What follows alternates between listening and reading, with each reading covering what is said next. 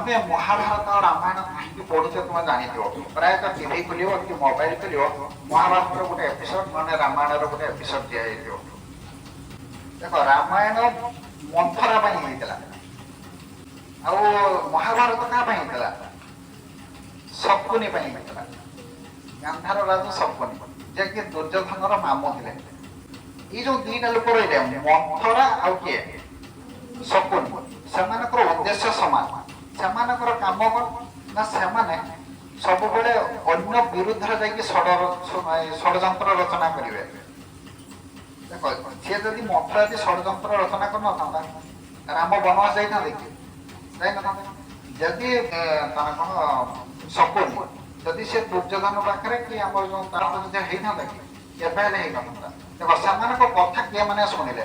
ସେମାନଙ୍କ କଥା କୈକେୟୀ ଶୁଣିଲା, ମାନେ ମନ୍ଥରା କଥା କିଏ ଶୁଣିଲା? କୈକେୟୀ। ଶକୁନି କଥା କିଏ ଶୁଣିଲା? ଦୁର୍ଯ୍ୟୋଧନ ଶୁଣିଲା କି ଧୃତରାଷ୍ଟ୍ର ଶୁଣିଲେ। ଯାହା ଫଳରେ ଶକୁନି ଆଉ ମନ୍ଥରା ତାଙ୍କ ଫାଇଦାରେ ସେମାନେ ରହିଗଲେ। ସେମାନେ ତାଙ୍କ କାର୍ଯ୍ୟ କରିବାରେ ସଫଳ ହେଲେ। ସେମାନେ ଯେଟା ଚାହୁଁଥିଲେ ସେଟା କରିଗଲେ, କିନ୍ତୁ ଲସ୍ ରେ କେମାନେ ପଡିଲେ? ଧୃତରାଷ୍ଟ୍ର ଶୁଣିଥିଲା, ତାର ସମ୍ପୂର୍ଣ୍ଣ ବଂଶ ବିନାଶ ହେଇଯାଇଥିଲା। ମନ୍ଥରା କଥା କିଏ ଶୁଣିଲା? କୈକେୟୀ। ଦଶରଥ ଝୁରି ଝୁରି ରାମକୁ ମରିଥିଲେ। ତେଣୁ ଲସ୍ ଶୁଣିବା ଲୋକ ରହୁଛି। ଶକୁନି ଆଉ ମନ୍ଥରା କଥା ତୁମ ଆଖପାଖରେ ଲୋକ ମଧ୍ୟ ସେଇ ଟାଇପରେ ତୁମକୁ କହୁଥିବେ, କହୁନଥିବେ। ତେଣୁ ମୁଁ ଆଉ ବେଶୀ କିଛି କହୁନାହିଁ। ଏତିକି କହି ମୁଁ ମୋର ବକ୍ତବ୍ୟ ଶେଷ କରୁଛୁ।